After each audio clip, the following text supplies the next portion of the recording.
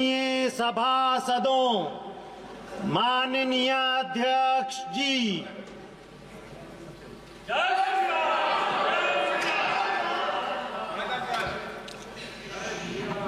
प्रश्नकाल प्रश्न संख्या 141 श्री हनुमान बेनीवाल। प्रश्न संख्या 141 जवाब पटेल पर रखें। अध्यक्ष महोदय,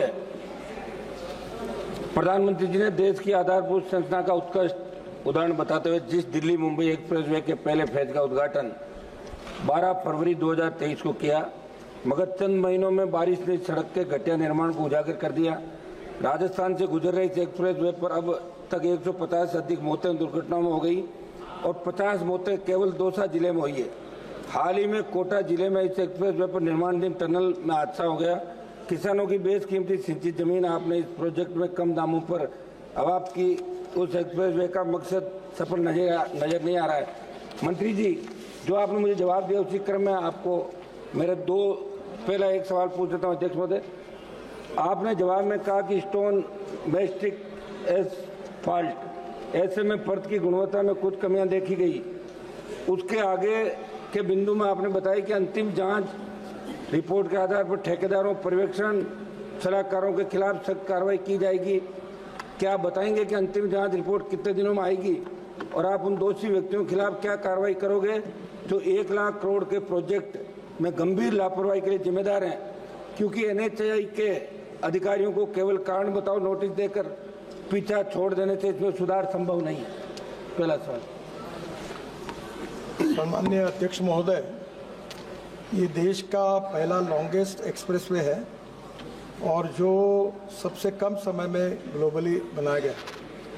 इसकी कीमत 1 लाख करोड़ है और इसमें से दिल्ली से मुंबई ये 12 आवर्स में हम जा सकेंगे और 200 किलोमीटर डिस्टेंस कम हुआ है।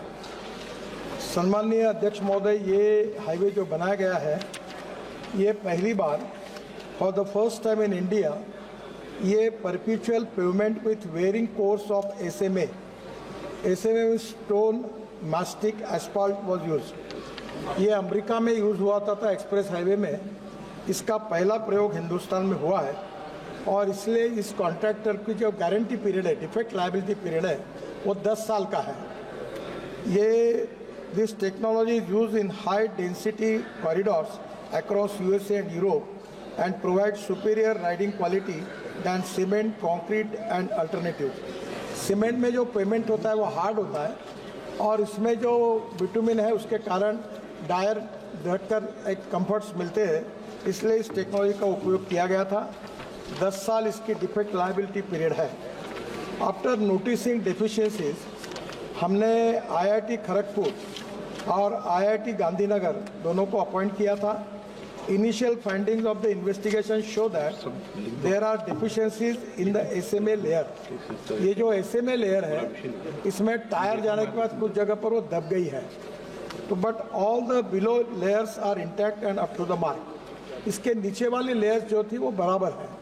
ये जो SMA लेयर में फ़र्क आया है उसमें मटेरियल में बदमाशी नहीं हुई है, पर कुछ जगह पर वो रुकी है, ये नीचे ज़रा दब गई है, ये ध्यान में आया है।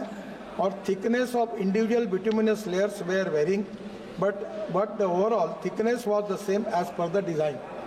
इसके बाद में हमने उसको सुधारने के लिए उनको ऑर्डर दिए, उन्होंने सुधारने का काम किया है। ये पहली बार ये वर्ल्ड की बेस्ट टेक्नोलॉजी का उपयोग इसमें किया है। इसके बावजूद भी 10 साल का डिफेक्ट लायबिलिटी पीरियड जानबूझ के इसलिए रखा गया था कि इसमें कुछ पहली बार प्रयोग करते समय कुछ कम होगा तो करेंगे। इसका कॉन्ट्रैक्टर अपने पैसे से 10 साल तक सब डिफेक्ट को सुधारेगा, ये उसकी जिम्मेदारी है और उसका काम भी शुरू हुआ है। 3 महीने के अंदर लगभग पूरा काम हो जाएगा। इस विषय में जहां ये लेयर में फ़र्क आया है, इसके लिए हमने 4 कॉन्ट्रैक्टर को जिम्मेदार ठहराया है। उनके ऊपर नोटिस देकर हम उनको निश्चित रूप से टर्मिनेट करेंगे, कड़ी कार्रवाई करेंगे। जो अधिकारी है इसमें जो मिस्टेक हुए उनके ऊपर भी कार्रवाई करेंगे। और मैं आपके मार्फत सदन को इस बात का विश्वास दिलाना चाहता हूं कि क्वालिटी के बारे में हम किसी प्रकार का कॉम्प्रोमाइज़ नहीं करेंगे। जैसे हमारे डिपार्टमेंट ने 7 वर्ल्ड रिकॉर्ड बनाए हैं, वैसे मैंने अभी तय किया है कि लोगों को सस्पेंड करना, ज़बरदस्ती रिटायरमेंट करके जो काम के लोग ने उनको निकालना और कॉन्ट्रैक्टर को ब्लैक लिस्टेड करना। ऑलरेडी बड़े प्रमाण पर कड़ी कार्रवाई शुरू की है, हम किसी को स्पेयर नहीं करेंगे। ये विश्वास मैं सदन को और सम्मान्य सदस्य को देना चाहता हूँ। अध्यक्ष हनुमान बेनीवाल जी। अध्यक्ष जी, मंत्री जी ने जो जवाब दिया उसके अंदर, लेकिन 1 साल के अंदर इस तरह 1 लाख करोड़ का प्रोजेक्ट 1 साल में, आप कह रहे हो 10 साल की गारंटी है। अभी जो मौतें हो रही 150, इनका जिम्मेदार कौन होगा मंत्री जी? दूसरा मेरा सवाल था मंत्री जी, इस एक्सप्रेस वे के 200 सोना खंड के निर्माण में डामर व अन्य मेटल से पूरा जवाब दे दिया ना। नहीं, एक अर्थ कॉम्पैक्शन बहुत जरूरी था जो सही से नहीं किया, और टेक्निकल एक्सपर्ट के मुताबिक मिट्टी की 6 इंच की प्रत्येक परत पर रोलर से प्रॉपर कुटाई नहीं की। आप टेक्निकल इंजीनियर थोड़ी हो, बता दिया मंत्री जी ने। अध्यक्ष बोले एक सेकंड 6 इंच की प्रत्येक परत पर रोलर से, एक सेकंड पूछ तो लूं, दूसरा ही तो मेरा। प्रत्येक परत पर रोलर से प्रॉपर कुटाई नहीं की। ऐसे में सड़क की कई जगह ऊंची नीचे एंडूरेशन रख दी। ऐसे में इस तकनीक की खामी में कब तक व्यापक सुधार कर लिया जाएगा? क्योंकि पूर्व में भी हमने आपको लिखित में कई बार सड़कों की खराब गुणवत्ता जुड़ी शिकायतें थी, लेकिन आज तक प्रभावी कदम नहीं उठाए गए। मंत्री जी ये बताएं आप सारा, माननीय मंत्री जी, ये जानना चाहते हैं हम लोग। सम्मान्य अध्यक्ष महोदय, सबसे पहली बात है कि जो मटेरियल में जो नीचे वाली बिलो लेयर्स है, वो जब टेस्टिंग किया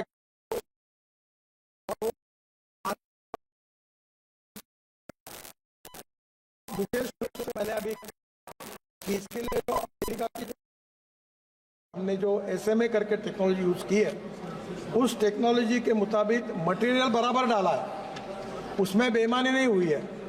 पर उसकी जो लेवल थी, कुछ जगह पर 1 है और कुछ जगह पर 1 इंच ऊपर है, तो इसके कारण वो बम्प डंप आया है। तो मटेरियल है वो उतना ही है, पर उसके काम में जिस प्रकार की चिंता करनी चाहिए उसमें थोड़ा निग्लिजेंस है। तो उसके लिए मैंने सम्मानित सदस्य को कहा है कि 4 कॉन्ट्रैक्टर को हम लोग इसके ऊपर ब्लैक लिस्टेड करेंगे, उनको टेंडर भरने के लिए मनाही करेंगे कुछ दिनों तक। ऐसी पॉलिसी हमने बनाई कि अगर ऐसी कोई क्वालिटी का काम खराब कॉन्ट्रैक्टर करता है तो उसको 6 महीने या 1 साल तक वो कोई टेंडर भर नहीं सकेगा, ऐसी भी पॉलिसी अब बनाई है। और अधिकारी जो है उनको भी विशेष रूप से हम इसमें कार्रवाई करके उनको भी नोटिस देके सस्पेंड करेंगे। और इसके बारे में किसी की, मैं आपको बहुत बताना चाहता हूँ, आदरणीय मोदी जी के नेतृत्व में हमारी सरकार ने और मेरे विभाग ने 50 लाख करोड़ रुपए के काम किए। बेनीवाल जी, आपके भी मैं नाकाम लेके आया हूँ, और आप कोई भी कहेगी एक भी कॉन्ट्रैक्टर को अपने सैंक्शन करने के लिए मंत्रालय आना नहीं पड़ा। हम ट्रांसपेरेंट है, टाइम बाउंड है, रिजल्ट ओरिएंटेड है। मैं उसका उल्लेख नहीं करना चाहता, पर मैं पब्लिक सभा में कह चुका हूँ कि कॉन्ट्रैक्ट अगर ठीक नहीं काम करेगा तो बुलडोजर के नीचे उसको डलवा देंगे, याद रखना। यहाँ तक लोगों को समझा है, और मुझे मालूम है कि ये कॉन्ट्रैक्टर को अभी आप देखो इस साल कैसे ब्लैक लिस्टेड होते हैं, इनको बिल्कुल ठोक पीट करके सीधा कर दो। हम किसी के साथ कॉम्प्रोमाइज नहीं करेंगे। श्री अमरा राम जी। मंत्री जी 150 आदमी मरे 1 साल के अंदर, 150 लोग सर, 150 लोग मरे सर। ये गलत, ये थोड़ा सा मैं दुरुस्तार देता हूँ, 150 नहीं, एक जगह नहीं, एक जगह 150 मरे साहब। पहली बात इस रोड के इसके कारण, माननीय सदस्य पीठ पीछे करके, माननीय अध्यक्ष महोदय, ये सड़क में इसके कारण एक्सीडेंट हुआ, ऐसी नोंद नहीं हुई है। हमारे देश में 1.5 लाख लोग मरते थे, 5 लाख एक्सीडेंट होते थे। सम्मान्य सदस्य 150 की बात कर रहे हैं, मैं इसलिए दुखी हूँ। 1,68,000 लोग मरे, जो कोई दंगे में नहीं मरे हैं, जो कोई लड़ाई में नहीं मरे हैं। और मैं सदन से सबको आह्वान करना चाहता हूँ कि हर मेंबर ऑफ पार्लियामेंट की अध्यक्षता में हमने रोड सेफ्टी कमेटी अपॉइंट की है, 40,000 करोड़ ब्लैक स्पॉट के लिए डाले। मेरा खुद का एक्सीडेंट हो गया, मेरा 4 बार पैर टूटा है 4 जगह पर। मैं आह्वान करता हूं कि ये बहुत गंभीर समस्या है, इसके अलग अलग कारण है, उसकी चर्चा कहीं ना कहीं जब होगी तो होगी। पर मैं आपके मार्फत सभी सम्मानीय सदस्यों को आह्वान करता हूं कि ये जो मरने वाले 18 से 34 वयोगोट में 60% लड़के लड़कियां हैं, और इनको बचाने के लिए आपके अध्यक्षता में जो कमेटी है, आपके जिले में ब्लैक स्पॉट, इसका रेक्टिफिकेशन, इसमें आप सहयोग करिए। और इस रोड पर भी कोई एक्सीडेंट अगर इसके कारण अभी तक नोट नहीं हुई है, फिर भी इसकी चिंता करेंगे। हायर स्पीड के कारण और ओवर इसके कारण कहीं ना कहीं प्रॉब्लम आए हैं, पर अगर कोई है तो उसके ऊपर भी हम चिंता करेंगे। माननीय अध्यक्ष महोदय, मैं आपके माध्यम से आपने पूछ लिया ना हैं? सब, ये सेकंड नंबर में सप्लीमेंट्री नहीं पूछ जाती। पूछा ही नहीं साहब। अध्यक्ष महोदय, मैं तो मान बेनीवाल जी का दिया है। अच्छा, माननीय अध्यक्ष महोदय, मैं आपके माध्यम से मंत्री महोदय से एक तो ये जानना चाहूंगा कि इस एक्सप्रेस हाईवे में पर किलोमीटर क्या लागत आई है। दूसरा, 4 महीने पहले ये हाईवे टूट गया और अभी आप करें अनुबंध के समझौते के अनुसार, प्रावधानों के अनुसार हम उन पे कार्रवाई करेंगे। 4 महीने में कार्रवाई नहीं हुई तो कितना समय लगेगा कार्रवाई पे? आप ब्लैक लिस्ट करेंगे, केवल इससे काम नहीं चलेगा। शायद देश में सबसे हाईएस्ट टोल इस पे आम जनता से लिया जा रहा है। इससे ज्यादा टोल देश में किसी पे भी नहीं लिया जा रहा और लोगों को 6 महीने से परेशानी हो रही है और उनको आप ब्लैक लिस्ट करेंगे। प्लीज माननीय अमराराम जी, व्यवस्था से चलिए। आदरणीय अध्यक्ष महोदय, जवाब देने के पहले ही नोटिस इशू हो गए। नियम ये कहता है कि कार्रवाई करने के पहले नोटिस देनी पड़ती है। ऑलरेडी मैंने विभाग को इंस्ट्रक्शन दे दी है। कॉन्ट्रैक्टर, 4 कॉन्ट्रैक्टर को नोटिस के बाद तुरंत कार्रवाई होगी। अधिकारियों को सस्पेंड करने के भी आदेश दिए हैं। और दूसरी बात ये जो कह रहे हैं कि ये टोटल 1368 किलोमीटर रोड है और दिल्ली से मुंबई तक है। अब इसमें ऐसा है कि कुछ जगह पर जो पुराना रोड था उससे डिस्टेंस 220 किलोमीटर कम हुआ है और मुंबई से दिल्ली जाने के लिए कम से कम 32 घंटे 36 घंटे लगते थे। अब आप 12 घंटे में जाओगे तो डीजल पेट्रोल बचेगा। दूसरी बात ऐसी है, लॉजिस्टिक कॉस्ट कम होगी। एक ट्रक को मुंबई जाने के लिए 3 दिन लगते थे, अब वो काम 18 घंटे या 20 घंटे में होगा। तो ट्रक ज़्यादा फेरी मारेगा तो कॉस्ट बचेगी। अब ये पब्लिक प्राइवेट इन्वेस्टमेंट में मार्केट से पैसा खड़ा करके रोड किए तो उसका टोल है। इसके ऊपर भी अभी हम लोग गंभीरता से सोच रहे हैं, अध्ययन चल रहा है और अगले सेशन के पहले आपको कोई टोल नाका नहीं रहेगा, कहीं रुकने को नहीं पड़ेगा। ऐसी नई सिस्टम, वर्ल्ड की बेस्ट टेक्नोलॉजी उसके ऊपर काम कर रहे हैं, वो लागू होगी और कम से कम जितना आप प्रवास करोगे उतना ही टोल लगेगा, पूरा टोल नहीं लगेगा। Shri KC. Venugopal. Thank you very much, sir, for giving me an opportunity. With great pain and sorrow, I would like to ask a question through you, sir. 2 days before, in one major accident, 5 medical students died in my constituency, sir. And 3 students are severely injured and they are in a critical condition now. Sir, we passed the Road Security Act. As per Good Samaritan law, there should be a provision of immediate care and attention. I think I would like, as per the Law Commission of India, 50% of these victims died of preventable injuries and could have been saved if they had received care on time. So, and another thing, designing of the roads also, national highway. We discussed about that several times. Also, one of the reasons for this accident. My question to Honorable Minister that we passed the bill, we passed the rule, but the rules and bill according to the law is not implemented properly. That rules and laws are not implemented properly in this country. So whether the government is going to take serious note on this, this is one of the serious, as 5 medical students, sir. They are studying in first year in that college. Okay. All are died. Sir, whether you are going to take serious actions on that. Honorable Chairman, sir, Honorable Member is giving me the reference about the Ernakulam bypass. There are 2 cities in Kerala and there is the traffic PCUs is 90,000 PCUs and the road is in BOT. Actually, yesterday there was a question in Rajya Sabha. Sir, we already sanctioned the Ernakulam bypass.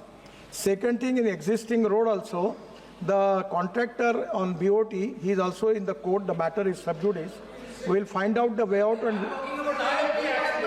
Yes, sir, actually the 5 students accident is on this road.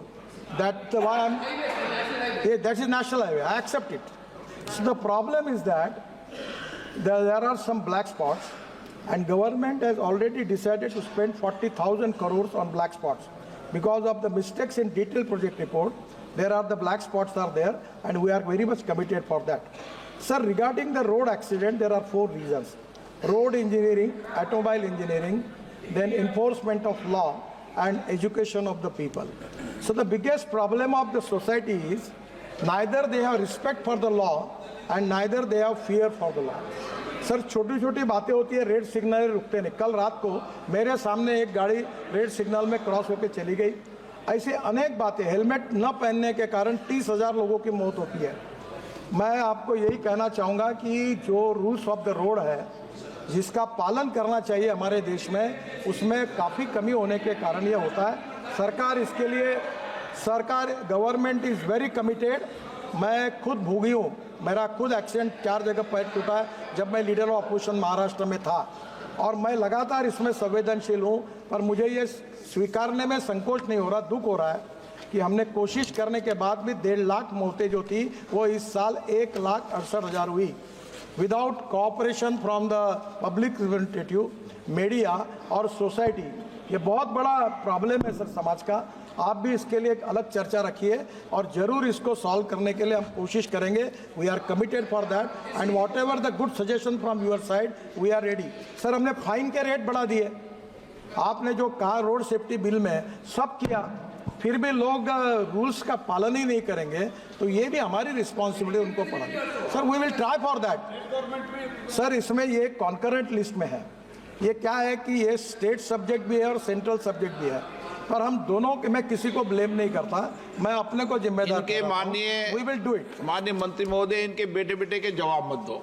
अच्छा, इनको जब बुला देते बेटे बेटे क्यों टिप्पणी करते हो? आप सीनियर मेंबर हो, बेटे बेटे क्यों टिप्पणी करते हो? आप जो आपको मैंने अलाउ कर दिया उसके बाद बेटे बेटे भी टिप्पणी करो? नो, लेकिन ये भी सीरियस नहीं, तरीका नहीं संसदीय तरीके का. हाँ, क्वेश्चन नंबर 142 जी सेल्वम, ज्ञान मत दीजिए. चलिए जी सेल्वम 142 पटर पर रख दिया है. Thank you very much, sir.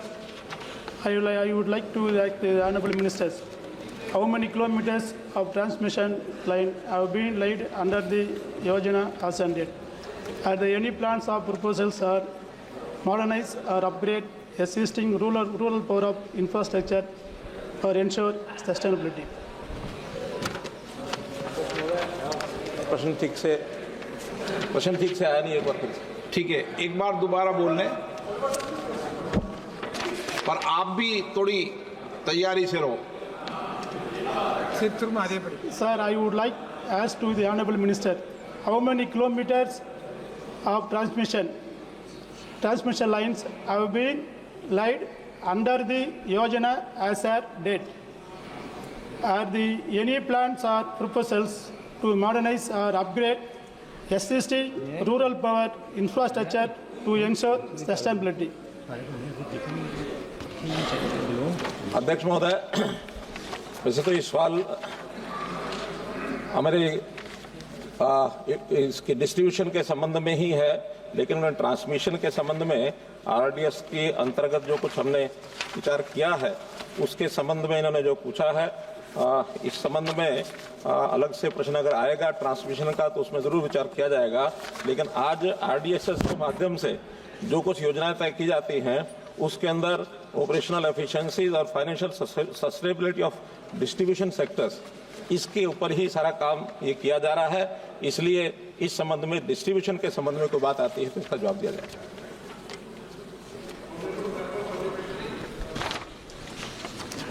The honorable minister has given the data of achievement to total below poverty line households up to September 2017. Whether the honorable ministers will give the current status about the total numbers of BPL household electrical under the Yojana. Thank you, sir. अध्यक्ष महोदय, BPL के house holds के अंतर्गत अभी तक 49,25,000 और house holds को इस योजना के अंतर्गत और लाभ पहुंचाया गया है. Honorable Member C.N. Annadurai. Thank you, Honorable Speaker, sir. I would like to know from Honorable Union Minister of Power the details of current coverage and the target year for 100% coverage of villages and household electrified under DDU-GJY scheme in the country.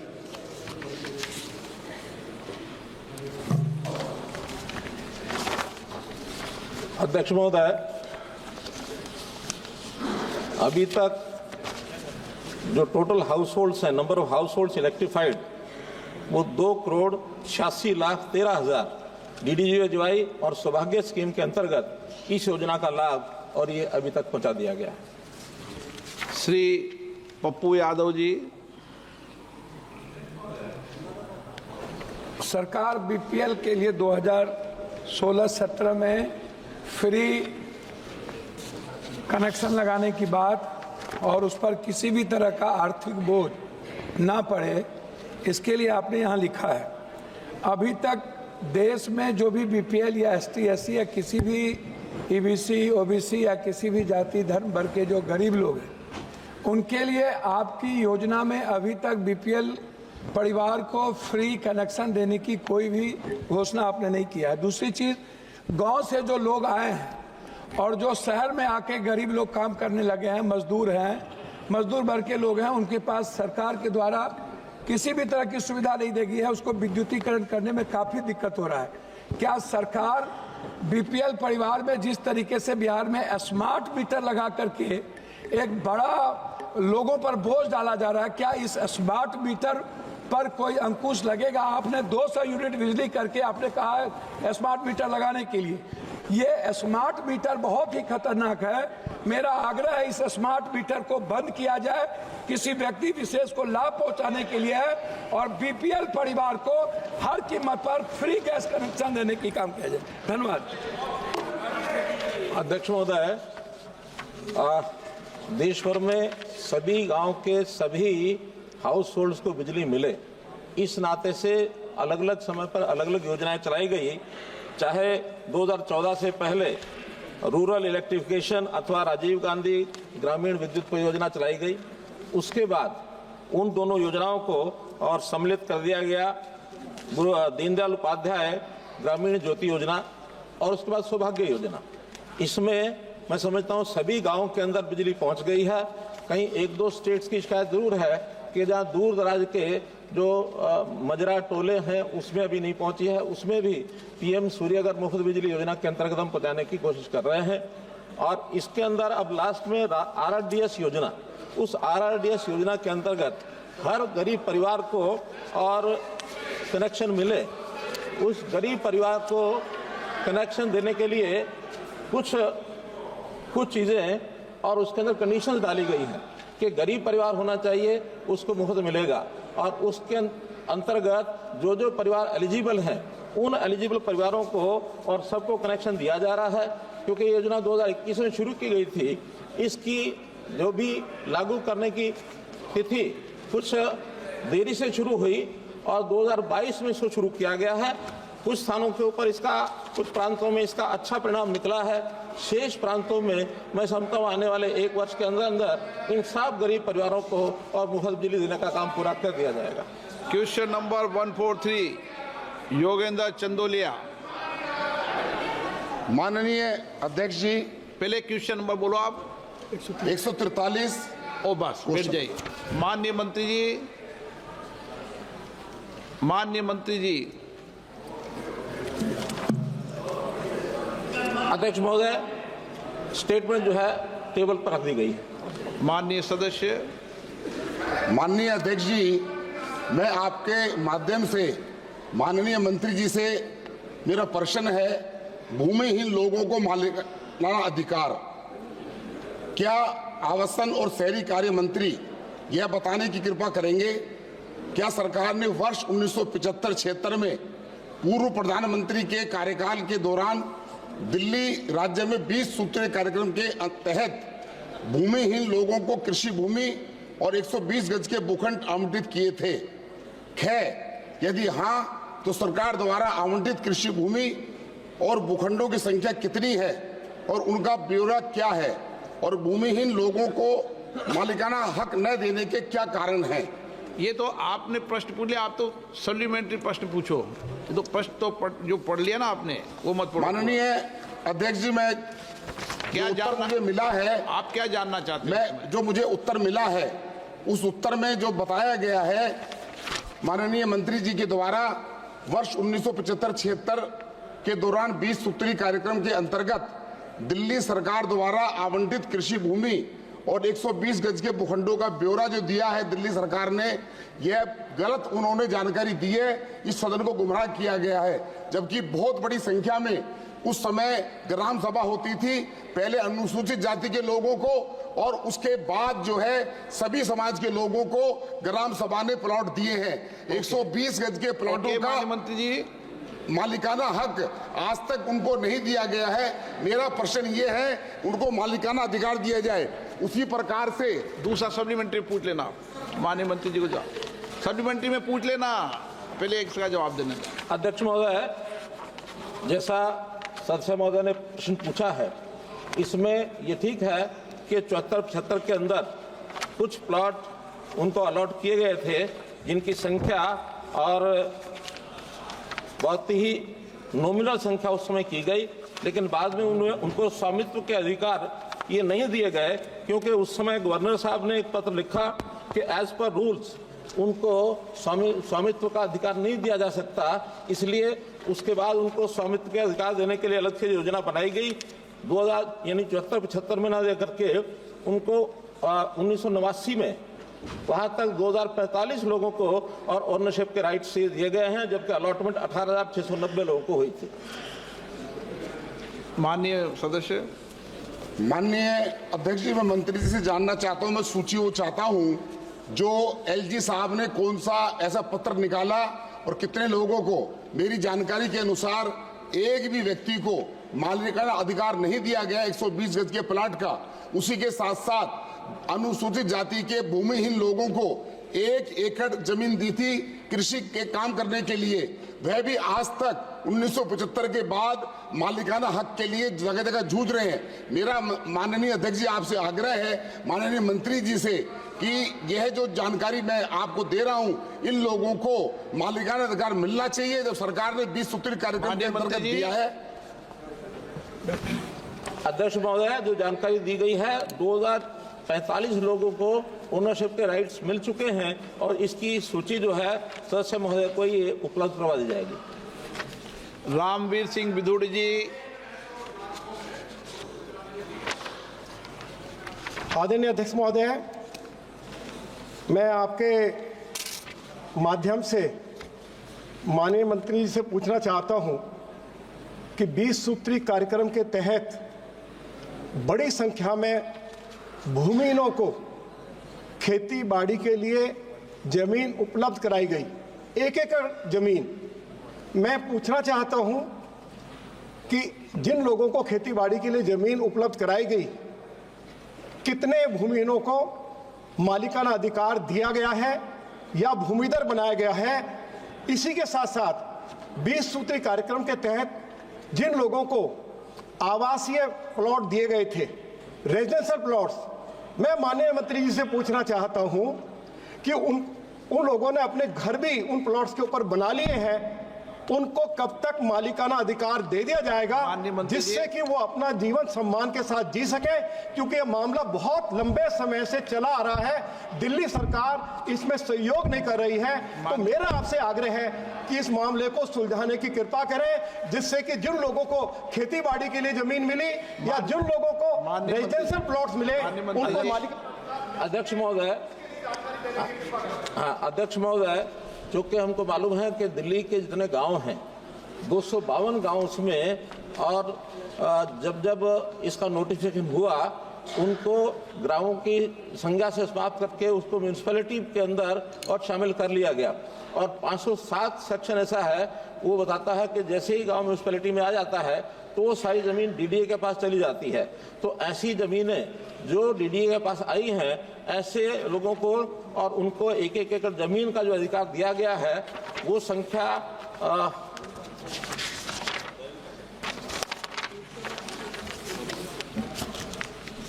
उस संख्या के बारे में चलो बाद में बता देना। बता ठीक है देंगे। ना? कुल मिला के क्वेश्चन नंबर 4,964 ऐसे लोग हैं जिनको ये प्लॉट दिए गए। क्वेश्चन नंबर 144 श्री भर्तृहरि महताब जी। Question number 144. माननीय मंत्री महोदय। Sir, the answer has been placed on the table. माननीय सदस्य। Sir, during the Second World War, number of airfields were constructed with the support of American government. One such airfield was subsequently developed as Aviation Resource Center at Charbatia, which is adjacent to Cuttack, which has more than 2,400 acres of land under its control. That airfield is now becoming defunct. My question to the Honorable Minister is whether the Civil Aviation Ministry will take adequate steps to take control of this airfield from the defense and utilize it for civilian purpose. Honorable Speaker, sir, like the Honorable Member has mentioned, the Charbatia airspace is currently with the Aviation Research Center. And from the Civil Aviation Department under the leadership of our Honorable Prime Minister, we want to expand the airport network as much as possible. जितने ज़्यादा बन जाए उतना अच्छा है हमारे लिए. But when it comes to these airports being operated or owned by certain different institutions, once the institution agrees to let it operate for civilian operations, only then we come into the picture, sir. So I understand the request coming in from the Honorable Member, but I would say that if the state also comes in, and if the state and obviously the Aviation Research Center, जिसके पास अभी ये airport है, if they agree to run for civilian operations, then the Ministry of Civil Aviation will go ahead with the proposal, sir. माननीय मंत्री जी। Sir, just a clarification here. With the development of technology, now Aviation Resource Center is being operated in and around Delhi. So that airfield is slowly becoming defunct. Not a single aircraft is being operated for last 3 years. My second supplementary, sir, is International Civil Aviation Organization, ICAO study shows that the air connectivity has an economic multiplier of 3.25 and employment multiplier of 6.1. My question is, will the minister let us understand the total increase in operational airports since 2014, the impact of widespread and affordable air travel on general population from Tier 2 and Tier 3 cities?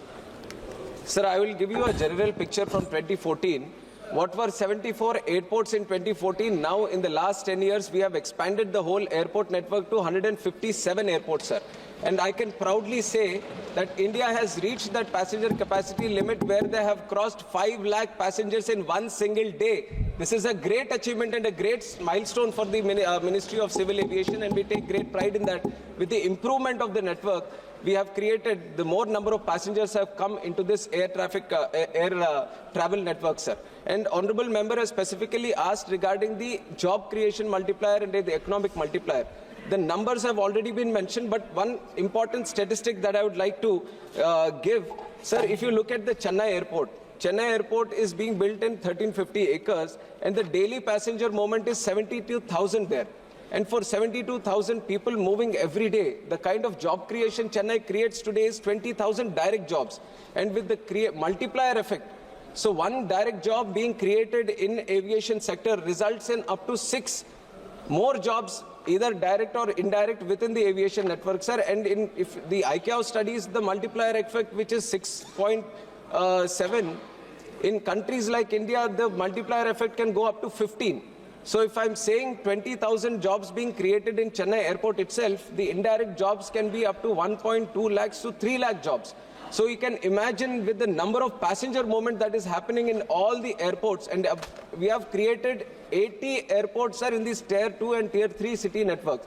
So when the passenger movement is there, obviously the job creation also subsequently will happen. And for the specific figure, I'll give it in writing to the honorable member, sir. PP Chaudhary जी। धन्यवाद अध्यक्ष महोदय जी। मैं धन्यवाद देना चाहूंगा मंत्री जी को, प्रधानमंत्री मोदी जी को, कि आरसीएस फ्लाइट और उड़ान योजना के तहत में पिछले 10 सालों में जो प्रोग्रेस हुई है वो अपने आप में सराहनीय है। और जो मंत्री जी ने जवाब दिया है कि सोजत में, पाली जिले के सोजत में मेरे लोकसभा क्षेत्र में एयर स्ट्रिप अवेलेबल है, लेकिन ये अनसर्ड एयर स्ट्रिप है उड़ान डॉक्यूमेंट के तहत में, और 5 राउंड में भी वहां पर कोई प्रपोजल नहीं आए। मैं मंत्री जी के नोटिस में लाना चाहूंगा कि हाल ही में प्रधानमंत्री मोदी जी के नेतृत्व में जो 12 इंडस्ट्रियल कॉरिडोर डिक्लेयर हुए हैं, वो पाली में भी एक इंडस्ट्रियल कॉरिडोर डिक्लेयर हुए हैं। उसके लिए 932 करोड़ पाली लोकसभा क्षेत्र के लिए प्रधानमंत्री मोदी जी के द्वारा दिए गए हैं, और 7,500 करोड़ और दिए जाएंगे। तो अगर जो आपने 5 राउंड लिए हैं, तो मैं माननीय मंत्री जी से पूछना चाहूंगा, क्या ये प्रपोजल जो है, आपका बिडिंग प्रोसेस जो है, ये कंटिन्यूस प्रोसेस है या इस प्रोसेस को आप क्लोज कर देंगे? तो इन फैक्ट्स को देखते हुए मैं माननीय मंत्री जी से जानना चाहूंगा कि जब इंडस्ट्रियल कॉरिडोर देश के 12 में से एक इंडस्ट्रियल कॉरिडोर हुआ है, तो क्या सोजत में पाली जिले के इसमें जो राउंड बिडिंग जो है वो वापस प्रोसेस शुरू होगा या नहीं? Sir, like the honorable member has mentioned, UDAN has been a revolutionary scheme for the civil aviation network, sir.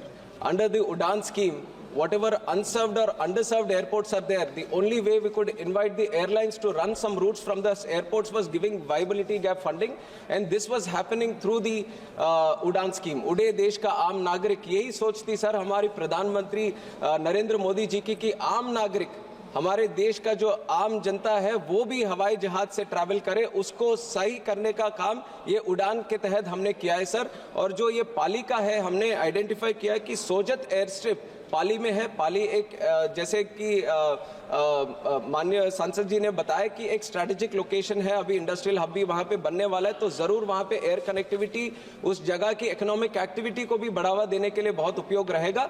तो उड़ान में एक बार लिस्ट हो जाता है सर कोई भी एयरपोर्ट, उसका कंटिन्यूस बिडिंग में रहता है। अगर इस बार एयरलाइंस नहीं आए तो बाकी दूसरे राउंड में हम जरूर लगाएंगे। और अभी उन्होंने प्रश्न भी उठाए, तो जरूर हमारी भी कोशिश यही रहेगी कि वहां से किसी भी तरह एक प्लेन को हम चलाएं, तो जरूर कंटिन्यूस बिडिंग उसका चलता रहेगा सर। जवाब अच्छा देते हो, लेकिन थोड़ा शॉर्ट और करने लग जाओ, पर जवाब प्रॉपर्ली देते हो। क्वेश्चन में 2-3 का समाधान हो जाता था, तो इसलिए एक्सपेंड करता। तारिक अनवर जी। धन्यवाद अध्यक्ष जी। रोज नहीं, मंत्री जी से स्पेसिफिक क्वेश्चन बिहार को लेकर है कि बिहार में बिना सेवा वाले हवाई अड्डों में के विकास के लिए सरकार की योजनाएं रीजनल कनेक्टिविटी स्कीम और उड़ान के तहत क्या है, और साथ ही ये बताने की कृपा करेंगे मंत्री महोदय कि क्या कटिहार आरसीएस मार्ग को उड़ान 3 के तहत बोली लगाने के लिए प्रस्तावित किया गया है?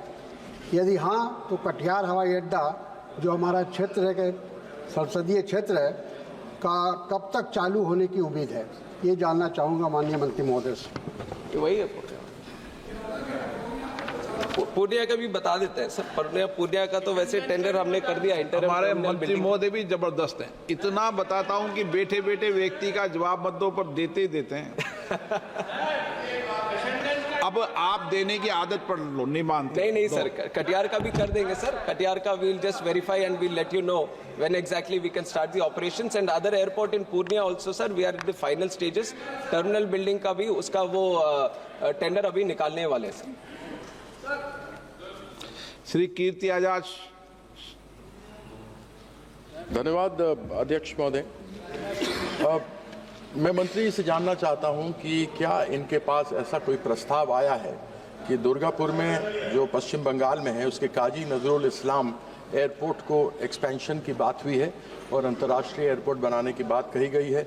वहां पर काफ़ी ज़मीन है, पहले वहां पर एयर इंडिया के फ्लाइट्स भी चला करती थी माननीय मंत्री जी, और वह देश के 5 सबसे बड़े औद्योगिक नगरों में से एक है, जहाँ बड़े बड़े PSUs हैं, बहुत बड़े बड़े उद्योग हैं, इसलिए आवश्यकता है कि वहाँ यातायात को बढ़ाया जाए।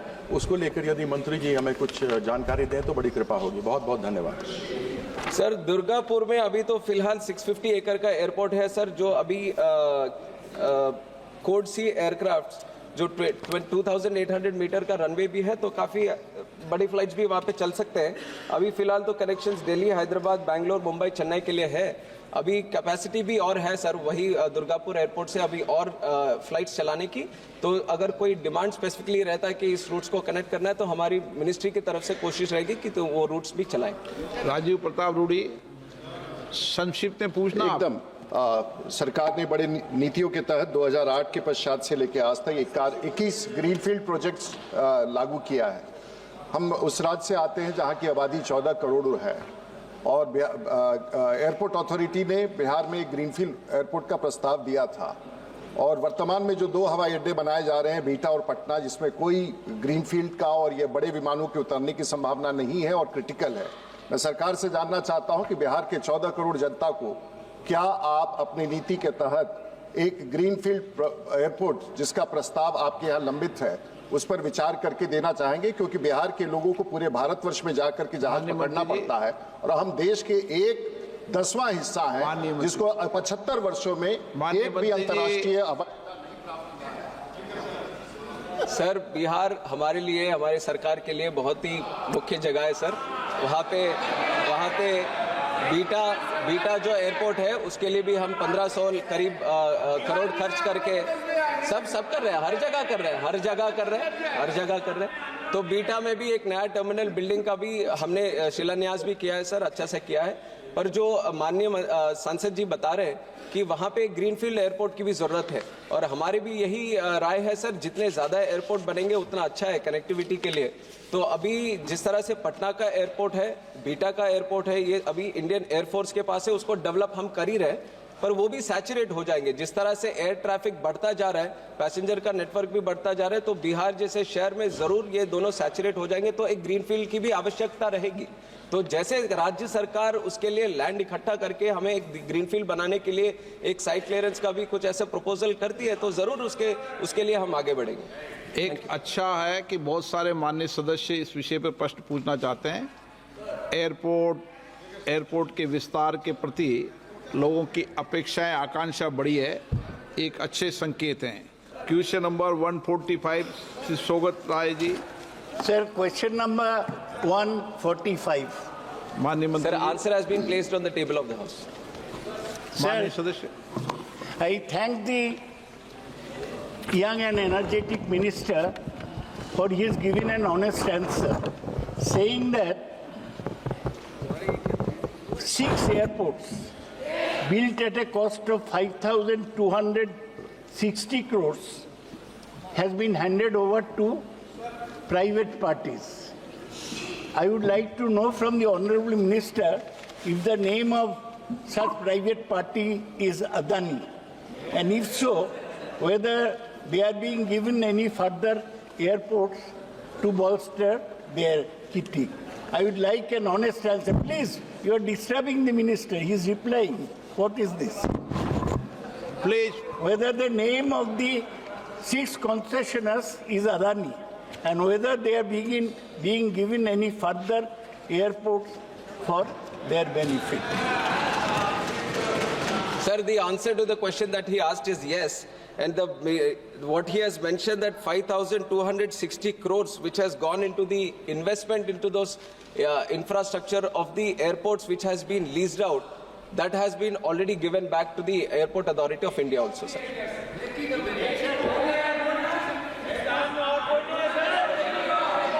माननीय सदस्य। Sir, देश में सब पारदर्शी तरीके से होता है।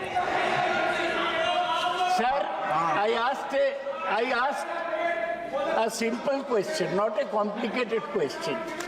Is as to who these 6 airports were given to. The minister is very intelligent. He has skirted the question. Okay, now my question comes now.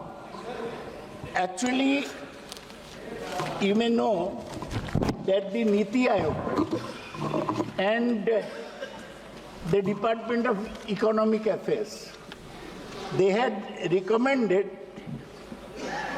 that not more than 2 airports to the same entity should be given. Now with this 6 airports, the total number of airports in the Adani kitty becomes 8, including the Mumbai airport, which they obtained at gunpoint. माननीय मंत्री जी, Now, sir, my question. Question हो गया आपका. Let me formulate the question. I want to know, and I may say that workers in all these airports opposed the privatization. माननीय मंत्री जी, Sir, earlier, Kolkata and I'll answer, Chennai. Sir, in terms of intelligence, I can't compete with the honorable senior member of the House. He has asked a very simple question. I have answered it very, very simply only, sir. And when it comes to the question that he is answering right now, I'm answering the question only. Why? आप उनका जवाब दे लीजिए. I've answered it. You already done it. I've answered the question also. Sir, when he talks about Department of Expenditure, Economic Affairs, mentioning it, it is totally false, sir, and it does not arise also. It does not arise also. Niti Aayog also, I am just mentioning the point why it does not arise in this case. Because when the leasing out of these airports happened, sir, a thorough process was followed.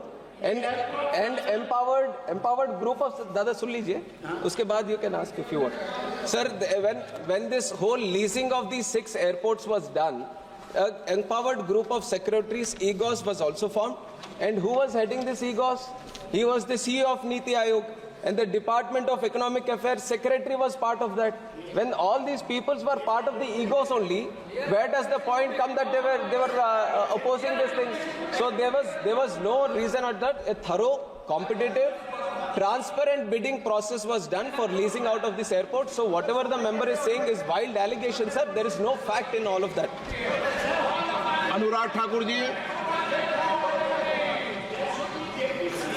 माननीय अध्यक्ष जी, मैं तो इतना ही मुझे अब सवाल नहीं पूछना क्योंकि माननीय मंत्री जी ने उत्तर दे दिया है. और बहुत स्पष्टता से उत्तर दिया कि बिडिंग जो हुई बड़ी ट्रांसपेरेंट तरीके से हुई और इस पर कोई सवाल ही खड़ा नहीं होता.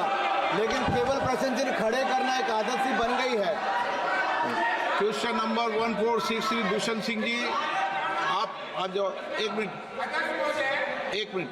मंत्री जी, मंत्री जी प्लीज मंत्री जवाब दें. सर, एक तो है ये सरकार इससे भागने वाली नहीं है सर. सीधा उत्तर देंगे. जो भी अगर ठीक से पूछेंगे तो उसका सीधा उत्तर देंगे.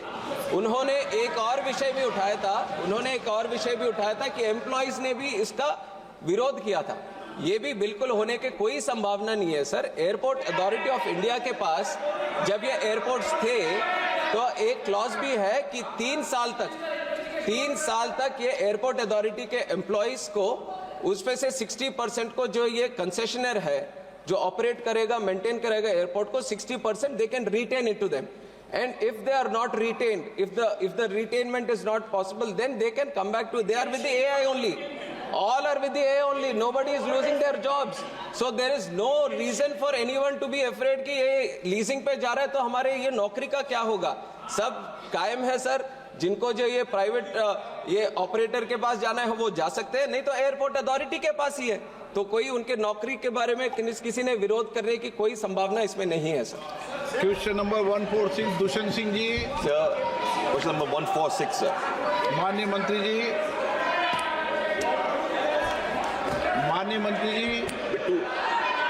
बिट्टू जी, माननीय मंत्री जी, सब उत्तर सर टेबल पे रख दिया गया. माननीय सदस्य. तो धन्यवाद स्पीकर साहब, आपने मुझे आज क्वेश्चन करने का मुझे मौका दिया. Sir, our honourable prime minister Shri Narendra Modi ji का सोच है कि फूड प्रोसेसिंग इंडस्ट्री को आगे बढ़ावा दिया जाए और production linked incentive scheme for food processing में उन्होंने 21, 22, 26, 27 तक 10,900 करोड़ रुपए दिए थे. इसकी राशि लगभग 8,910 करोड़ रुपए खर्चे हो चुके हैं. इसमें लगभग 2,89,000 को लोगों को नौकरी दी गई है। मैं झालावाड़ 12 से आता हूं, एक एक्सप्रेस डिस्ट्रिक्ट से आता हूं। सर आप भी हाड़ौती से आते हैं सर। हमारे क्षेत्र में हमारे क्षेत्र में सर गार्लिक ऑयल सीड्स का प्रोडक्शन होता है, वहाँ अच्छा प्रोडक्शन होता है। मैं मंत्री जी से जानना चाहता हूँ कि क्या ये इंफ्रास्ट्रक्चर, फाइनेंशियल इंसेंटिव्स हमारे हाड़ौती के क्षेत्र में, जब झालावाड़, बारा, कोटा, बूंदी के क्षेत्र में, हमारे क्षेत्र में इसका इंसेंटिव क्या निफ्टम के द्वारा, आपके संरक्षण के द्वारा निफ्टम हमारे क्षेत्र में जो कुंडली में है, हमारे क्षेत्र में ऑयल सीड्स और गार्लिक प्रोसेसिंग के लिए कुछ अच्छा centre under the Kota university के सेंटर में, झालावाड़ में हॉर्टिकल्चर कॉलेज के सेंटर में वो करने जाएगी क्या? माननीय मंत्री जी। स्पीकर साहब, जैसे कि एमपी साहब ने कहा है, प्रधानमंत्री साहब का बहुत ज़्यादा इस पे ध्यान है, क्योंकि अगर किसान की, फार्मर की, अगर सर उसकी हमें उसको फ़ायदा देना है, उसकी इनकम डबल ट्रिपल करनी है, तो फूड प्रोसेसिंग एक ऐसा माध्यम है जिससे हर पिछड़ा, गरीब, वंचित, एससी की बात करें, इससे जुड़ के ही सर वो प्रॉफिट कमा सकता है। जैसे मंत्री जी ने कहा, ये सर बिल्कुल ठीक है, ये स्कीम 31 मार्च 2021 को शुरू हुई थी और सर 26-27 तक ये चलनी है। इसमें सर 10,900 करोड़ रुपया हमने रखा है। सर ये डिमांड ड्रिवन स्कीम है। सर आपको खुद आके अप्लाई करना पड़ेगा। जब आपकी डिमांड मिनिस्ट्री में आएगी तो कोई भी डिमांड जो करेगा उसे हम पूरी करेंगे। जहां तक सर आप भी राजस्थान से आते हैं, मैं, क्योंकि ये स्टेट गवर्नमेंट, डिस्ट्रिक्ट से स्टेट, स्टेट से सेंट्रल गवर्नमेंट, वो सारी स्टेट्स डिस्कशंस करती हैं। जैसे कि आपने कहा राजस्थान में सर, जैसे अलवर में है, वहाँ पे अनियन बेस्ड प्रोडक्ट्स की सर बात है। ये राजस्थान से सलाह मशवरा करके, आपका जो बारन डिस्ट्रिक्ट है वहाँ पे गार्लिक की, वो पहले ही वो उसे डिस्ट्रिक्ट को स्टेट सेंटर ने गार्लिक के लिए वे हब जो ODOP स्कीम में गार्लिक का वहाँ पे है। ऐसे ही सर चूरू में है, ग्राउंडनट का है।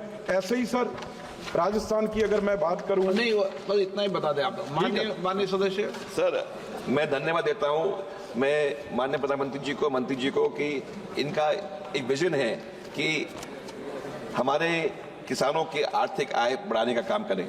सर मैं एक क्षेत्र से आता हूँ जहाँ का दूध उत्पादन का भी क्षेत्र भी अच्छा है। आपके हमारे इस क्षेत्र में आपने मोज़रेला चीज़ के लिए भी, आपका रेडी टू ईट के लिए आपने बात की है।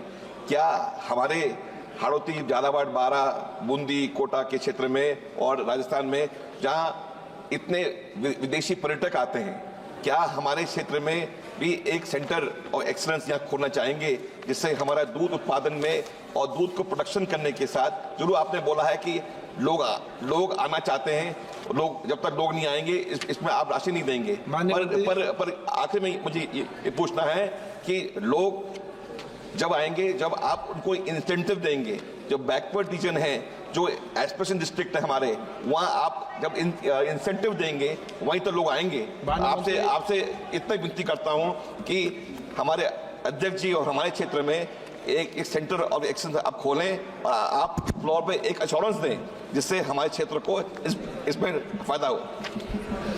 स्पीकर साहब, दुष्यंत जी बहुत ही सीनियर लीडर हैं और लगातार मेंबर पार्लियामेंट बनते आ रहे हैं। उनकी चिंता बहुत जायज़ है, क्योंकि किसान के पास अगर सबसे ज़्यादा कोई चीज़ उसके नज़दीक है तो उसकी डेयरी है, उसकी गाय भैंस है, उसकी, तो इसलिए जो आपने कहा, जैसे सर मैं कह रहा था अभी डिमांड ड्रिवन है। आप अंदाज़ा लगाइए, सिर्फ इस स्कीम में अगर किसी ने अप्लाई किया जो आया तो सर अमूल आया है। पता नहीं क्यों नहीं हमारी स्टेट्स की, मैं पंजाब भी उसमें ही है, बाकी स्टेट्स भी हैं, राजस्थान, ना कोऑपरेटिव सोसाइटीज़ आती हैं, ना कोई और किसी स्टेट का जो दूध उत्पादक हैं, जहाँ स्टेट्स हैं, इसमें पार्टिसिपेट नहीं किया। सर एक मैं अंत में कहूँगा, निफ्टम की आपने बात की, निफ्टम बहुत ही अच्छे इंस्टीट्यूट है हमारे, जो हमारे नज़दीक यहाँ कुंडली में, जो हरियाणा में, जो राजस्थान के भी नज़दीक है। मैं ये आपको विश्वास दिलाता हूँ, उनकी स्टडीज़ स्टेट लेवल पे होती है, पर आप किसी को भी बंदोबस्त हम करेंगे। आप राजस्थान से या किसी से भी निफ्टम में, इंस्टीट्यूट में किसी को भी ट्रेनिंग देने के लिए अगर वहां भेजना चाहते हैं, और स्पेशल टीम्स हैं जो वो आपकी डिस्ट्रिक्ट में भी आपके पास भेजी जाएंगी। और दूध की जो बात आपने की है, बिल्कुल शॉर्ट में बड़ा ध्यान से हम इसको देखेंगे कि आपकी डिस्ट्रिक्ट में और स्पीकर साहब की डिस्ट्रिक्ट में दूध का कोई ना कोई सेंटर आ सके।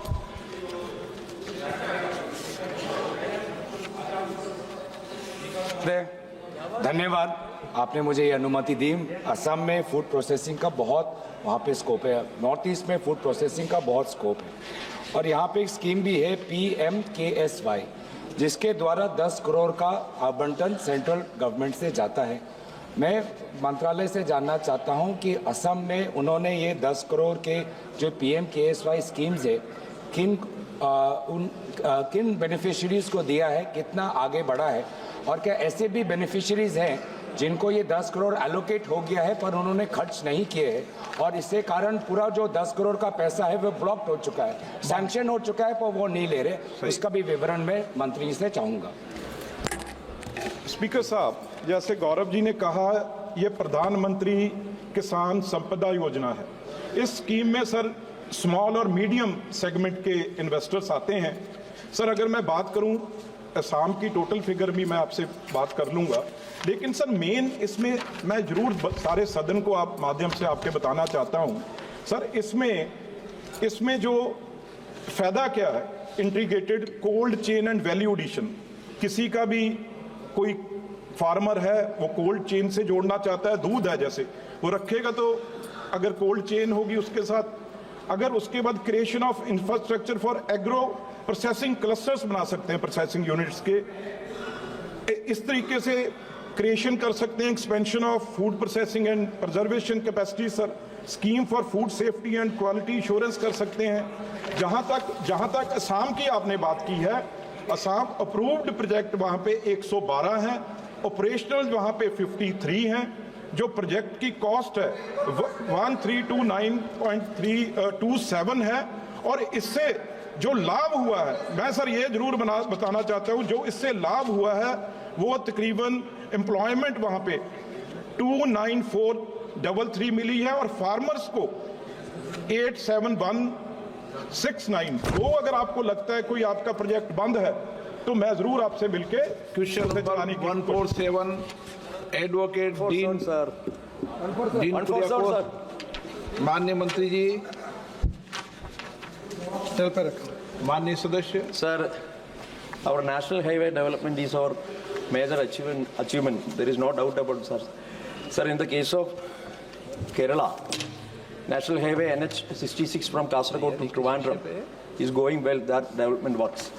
Sir, but even though the state government given the commitment for state share for the works of Angamali to Trivandrum MC Road parallel line, and also in the case of Kochi to Theni, in both cases 3 small bid came out, but it is not going well. That means it is not progressing in the same pace. I want to know through you, sir, what is the status update of Kochi Theni Greenfield Highway and Angamali to Trivandrum Greenfield Bharatmala project. Thank you. Honorable Chairman, sir, in Kerala, the land acquisition cost is coming 45 to 50 crore rupees per kilometer, and the cost of construction is also 45 crore per kilometer. In the country, it maximum come to 20 crore. So acquisition of land in Kerala is a big problem. So preliminary first, it was commitment given by the government, Honorable Chief Minister, that they will contribute 50% of the cost in the NHI construction regarding the land acquisition. But after that, they given us 5,000 crore as a contribution for that. But after that, they request me now it is difficult for us to give that much share in the land acquisition cost. Sir, tomorrow I have a meeting with the Honorable Chief Minister, and we have already find out the way out, that whatever the GST, where the share of the state government is 9% and 9% is of the central government, that will be the notional loss, and on the basis of that they will exempted the GST, and royalty on aggregate sand and other thing by which we can compensate that. So we will find out the way out. Tomorrow we have a meeting with the Chief Minister of Kerala. So the problem related with Kochi-Theni is under DPR preparation. After completing DPR, immediately we will go for the tender and we will positively consider this project. Sir, similarly, in the case of in our rural areas, there is also so many national highway projects. Sir, from Kerala, toll cases, we got the in-principle approval for national highways, but we didn't get the final sanction. What is the status update of toll cases in-principle approval we got, and we want to know the exact position of the cases. Actually, time of the declaration, if we declare national highway, then we have to take the responsibility for maintenance of the road. For that reason, we decided that principally we are accepted, and when we will declare, then we will start making expenditure on the project. But presently the policy changed, so it is difficult to change principal highway into the national highway. But some of the Gati Shakti scheme, port connectivity, airport connectivity, there are some special conditions for that. On the basis of that, project to project we can consider. But presently, in this particular thing, there is no policy for conversion of principal national highway into the NH. माननीय प्रश्नकाल समाप्त। माननीय सदस्यगणों, मैं आप सबसे आग्रह करता हूं कि आप संसद की मर्यादा, नियम, प्रक्रियाओं का पालन करें ताकि हम संसद की मर्यादा को बढ़ा सकें। हमारे कुछ पालनीय नियम भी हैं, उनका भी माननीय सदस्य सब पालन करते हैं। मैं माननीय सदस्यों से आग्रह करता हूं कि लोकसभा के नियम प्रक्रिया संचालन नियम 349 के अधीन कोई भी माननीय सदस्य लेपेलमीन बिल्ले लगाकर नहीं आ सकते, केवल राष्ट्रीय ध्वज के अलावा। मेरा आपसे आग्रह है कि आप संसद के नियम प्रक्रियाओं का पालन करें। आप वरिष्ठ सदस्य हैं, अगर हम संसद की गरिमा, प्रतिष्ठा, उनके नियमों का पालन नहीं करेंगे तो सदन की गरिमा गिरेगी और हर कोई व्यक्ति अलग अलग तरीके के बिल्ले बेच लगा कर आएंगे। आप राष्ट्रीय ध्वज को लगा के आए, हमें कोई आपत्ति नहीं, लेकिन और तरीके के लगा कर नहीं आए।